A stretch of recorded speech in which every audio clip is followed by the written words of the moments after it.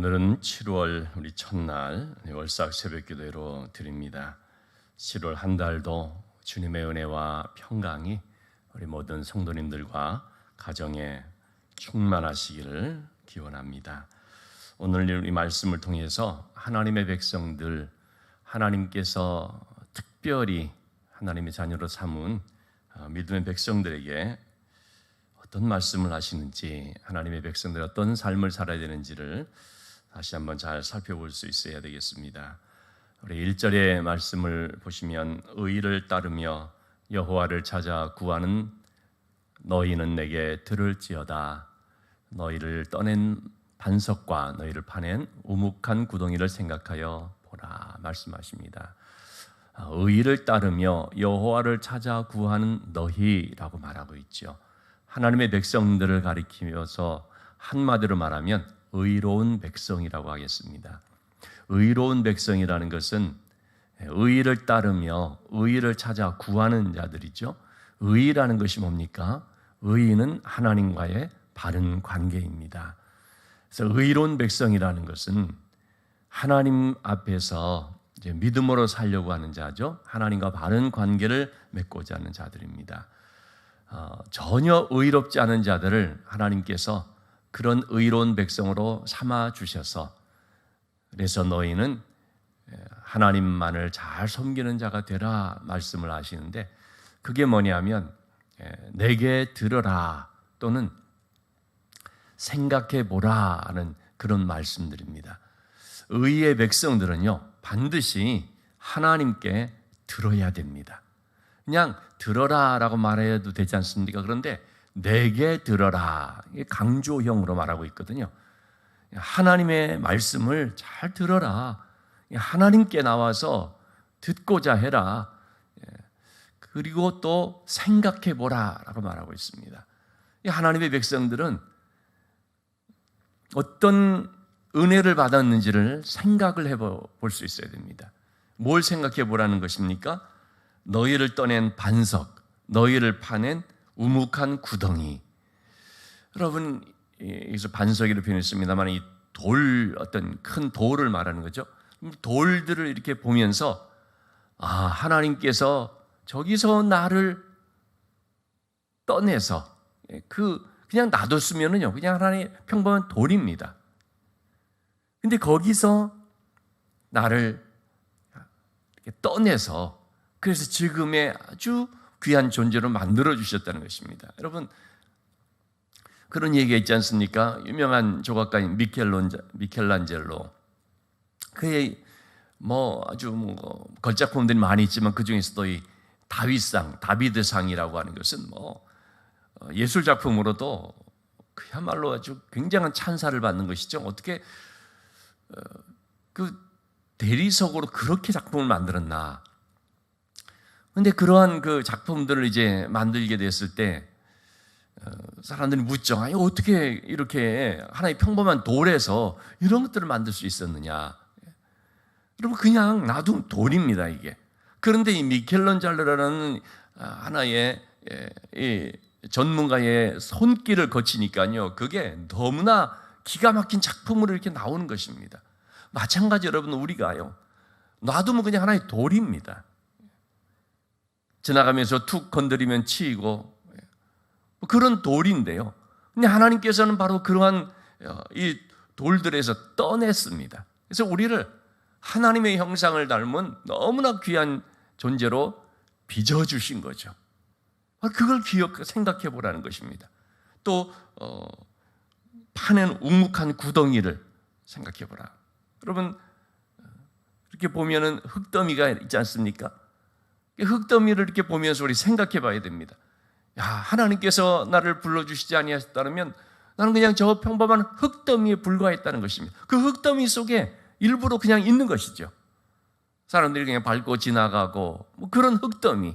근데 하나님께서 거기서 파내어 주셨습니다. 그 구덩이에서, 우묵한 구덩이, 거기서 이렇게 파내어 주신 거죠. 그래서 하나님의 그런 손길을 통해서 흙으로 빚어주셨는데 생기를 불어넣으시고 그리고 귀한 또 생명이 되게 인도해 주셨습니다. 이처럼 하나님께서 우리를 어떤 가운데서 불러내 주셨는지, 지금의 이런 존재가 되기까지 어떤 하나님의 손길이 있었는지를 생각해 보라 라고 말하고 있습니다. 그러면서 이제 하나의 그 구체적인 예로서 말하고 있는 것이 2절 말씀입니다. 바로 너희의 조상 아브라함, 또 너희를 낳은 사라를 생각해 보라. 자, 1절에서 생각해 보라고 했지 않습니까? 우리가 바로 이런 존재였다는 거죠. 그리고 그 하나의 예로서 아브라함과 사라를 말하면서 생각해 보라는 겁니다. 여러분, 아브라함과 사라가 어떤 가운데 있었습니까? 아브라함은 갈대아 우상을 섬기는 집안에서 참 인간적으로 보면 아무 소망 없이 살아갈 수밖에 없는, 그것도 자녀도 없죠. 그냥 놔뒀으면은 우상의 그런 그 문화 속에서 그렇게 살다가 그냥 끝나야 되는 인생 아니겠습니까? 근데 하나님께서 그를요 거기서 떠내셨습니다. 하나의 그런 돌틈 가운데서 떠내셨고, 하나의 흙더미 같은 그런 데서 파내셨습니다. 옮기신 것이죠. 그래서 그에게 말씀하시기를 내가 너에게 지시할 땅으로 가라. 그러면 내가 너를 큰 민족을 이루고 너의 자손을 통해서 온 세상이 복을 받게 할 것이다. 이러한 하나님의 말씀을 통해서 아브라함과 사라를 옮겨주신 거죠. 그리고 그들을 통해서 아주 창성하게 하셨고, 그들을 통해서 큰 이런 민족이 이루어지게 하신 것입니다. 아브라함과 사라의 예는 단지 아브라함과 사라에게만 국한된 것이 아니라 바로 그 믿음의 후손들인 우리 모든 사람들에게 다 해당되는 것입니다. 여러분, 우리가 정말 그런 사람들이었거든요. 참 흙더미와 같은 어떤 그런 바닥이라고 해야 되는가요? 그야말로 이 세상 바닥에서 그럭저럭 살아갈 수밖에 없었던 우리들인데, 어느 날 하나님께서 너무나 감사하게도 불러주신 것이죠. 너무 보잘것없고 아무 자격이 없는 우리들을 불러주셨습니다. 아브라함처럼 사라처럼 이렇게 불러주셨습니다. 그리고 하나님께서 축복의 말씀을 주신 것입니다. 나를 따라오라. 내가 너에게 지시하는 땅으로 가라. 내가 너를 복되게 하리라.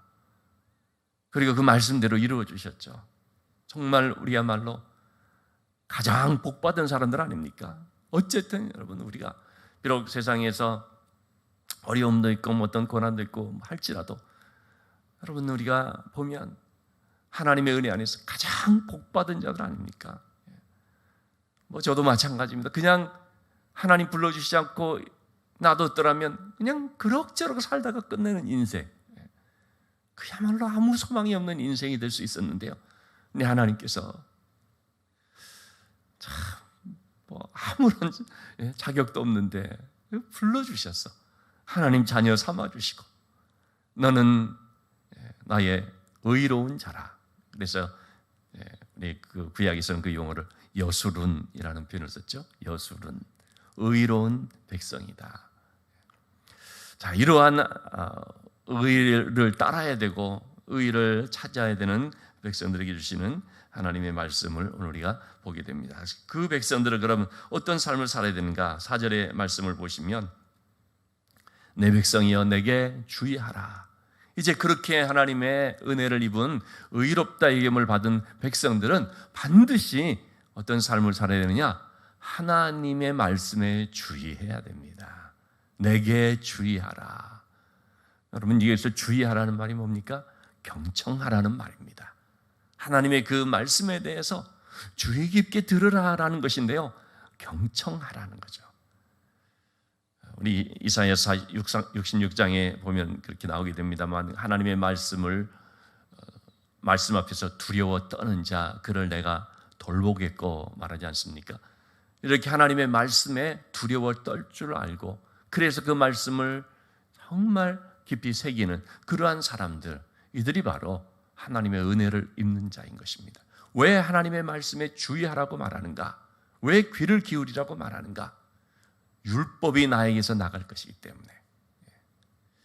하나님의 말씀을 잘 주의해서 듣게 되면 우리는 하나님께로부터 이 생명의 말씀을 받게 되는 것이죠. 하나님의 말씀은 살아있고 운동력이 있는, 활력이 있는, 오늘도 생명의 역사를 일으키는 능력을 행하시는 기적을 행하시는 말씀이기 때문에 우리가 그 말씀을 잘 주의해서 들어야 되는 것입니다. 또 우리 7절의 말씀을 보면 의의를 아는 자들아 마음에 내 율법이 있는 백성들아 너희는 내게 듣고 그들의 비방을 두려워하지 말라 그들의 비방에 놀라지 말라라고 말합니다. 이 의의를 아는 자들, 즉 하나님과의 바른 관계를 맺게 되는 백성들은 반드시 하나님의 말씀을 듣게 되는 거 아닙니까? 하나님의 말씀을 들음으로써 어떻게 됩니까? 마음에 말씀이 있게 된다는 것입니다. 그래서 의로운 백성들은 어떤 사람들인가? 마음에 하나님의 말씀이 있는 자입니다. 즉 하나님의 말씀을 귀로만 듣는 것이 아니고요, 주의 깊게 듣기는 듣는데 듣고 좋은 말씀이로구나, 뭐 아멘이로구나 끄덕이고 지나가는 것이 아니고요, 말씀이 마음에 있는 것입니다. 여러분, 그래서 신앙은 항상 이 마음에서 일어나는 것이라 볼 수 있습니다. 머리에서부터 이 마음으로 내려와야 되는데 이 머리부터 마음으로 내려오는, 머리에서 마음까지가 불과 얼마, 어떤 분들은 머리에서 마음까지 한 30cm밖에 안 된다, 이제 그런 표현을 쓰는데, 이 머리에서 마음이 얼마 떨어지지 않은 거리 같은데요. 근데 이 머리에서 마음으로 내려오는 게 그렇게 오래 걸리는 사람도 있고요, 잘 안 되는 사람들도 있습니다.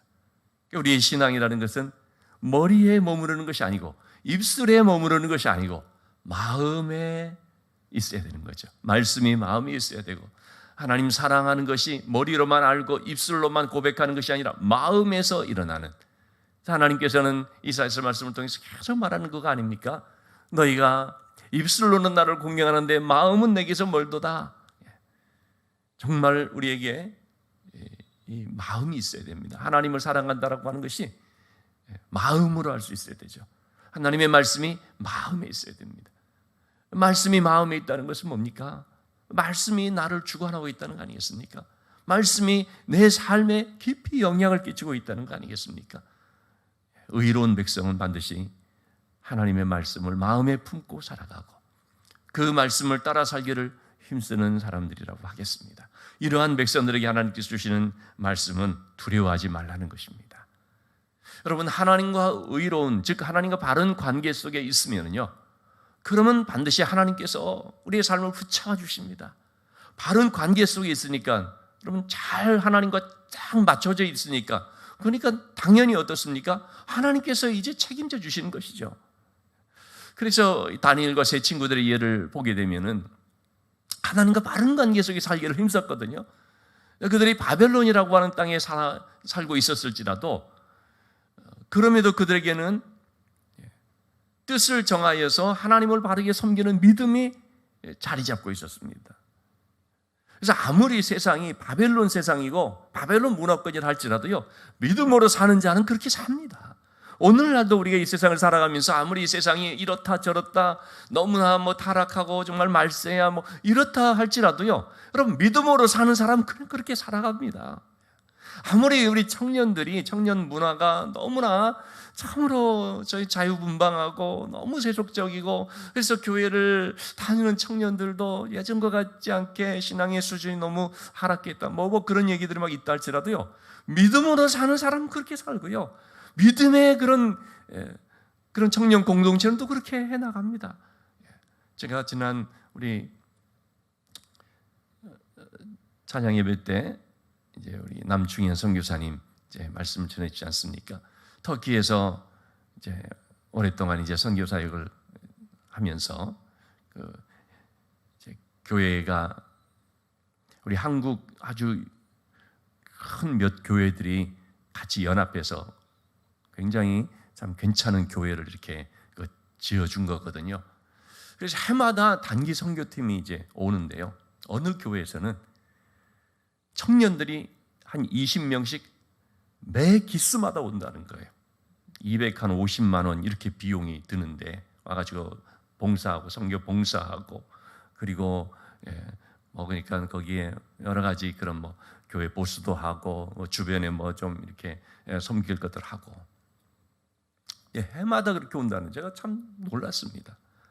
야, 여러분, 그러니까 청년들도요 아주 열심히 있게 그렇게 한 데들은 자기 돈 들여가면서 그 휴가 이렇게 반납해 가면서 와가지고 그렇게 선교하고 가고 한두 분이 아니고 그냥 그게 하나의 기수별로 그냥 계속해서 그런 교회들도 있고 여러분 그러니까요 신앙생활을 정말 똑바르게 하고 참 열심히 하는 그런 사람들은 뭐 청년이든 뭐 누구든 간에 마찬가지로 하는 사람은 한다는 거죠. 여러분 하는 사람은 그런 점에 있어서 우리가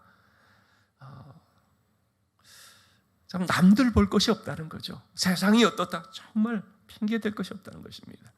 바벨론 땅에서 다니엘과 세 친구는 믿음으로 살았습니다. 하나님과 바른 관계 속에서 이렇게 살게 되니까 그들에겐 뭐가 없습니까? 두려움이 없었습니다. 하나님과의 의로운 관계 속에 사는 사람들의 특징이 바로 그런 것이라는 거죠. 왜? 하나님이 딱 붙잡아 주시니까 마음과 생각을 주관해 주시니까. 그래서 오늘 이 말씀처럼 두려워하지 말라. 하나님 말씀이 그들의 심령 속에 딱 있는 것이죠. 마음에 말씀이 딱 있는 것이죠. 두려워하지 말라. 나는 너의 하나님이다.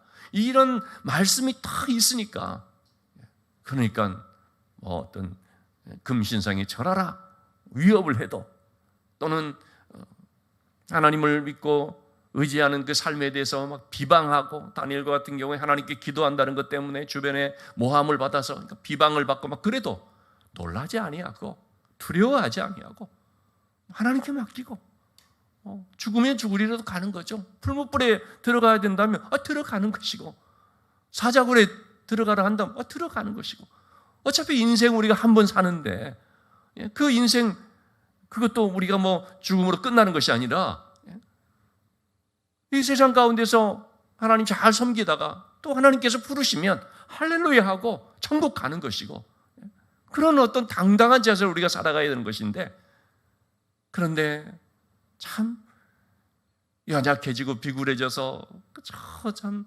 작은 것에 그냥 두려워서 어쩔 줄을 모르고 이렇게 한다면 그것은 하나님과의 바른 관계 속에 사는 것이 아니라고 할 수 있죠.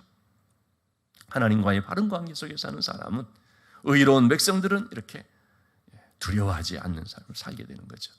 자, 그래서 12절의 말씀을 보시면요. 이르시되 너희를 위로하는 자는 나 곧 나이니라.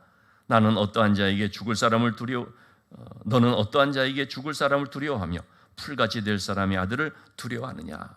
하나님께서 하시는 말씀은 하나님을 믿고 의지하며 하나님 외에 어떤 것도 두려워하지 않는 자들은 하나님께서 위로하신다는 것입니다. 너희를 위로하는 자, 여기서 말하는 위로라는 것은 돕는 것을 말합니다.